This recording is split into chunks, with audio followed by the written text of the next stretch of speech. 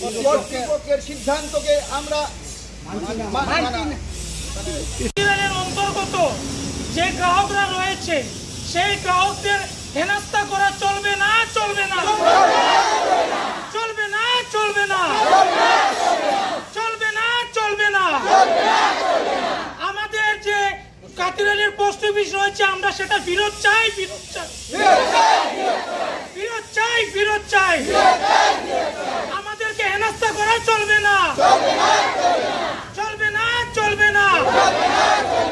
আমাদের যে যোগাযোগের একটা বিশৃঙ্খলা ধরেছে সেটা আমরা মানব না, মানব না, মানব না। আমাদের হেনস্থা করা মানব না, মানব না। আমাদের কাতিরাইল অন্তর্গত পোস্ট অফিস আমরা ফেরত চাই, ফেরত চাই। পোস্ট অফিসের সুবিধা দিয়েছে, প্রত্যেকটা সুবিধা এখানে খুব ভালো চলছে।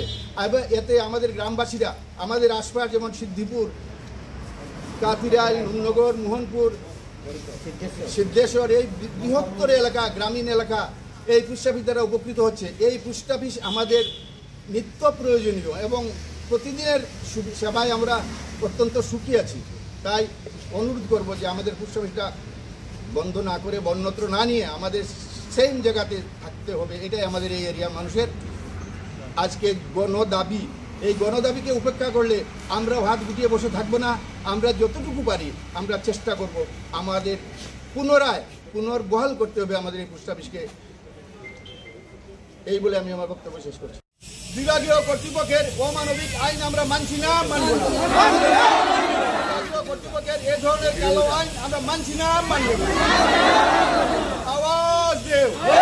গ্রাহকদের হেনস্থা করা চলবে না, চলবে না, চলবে না, চলবে না, চলবে না, চলবে না।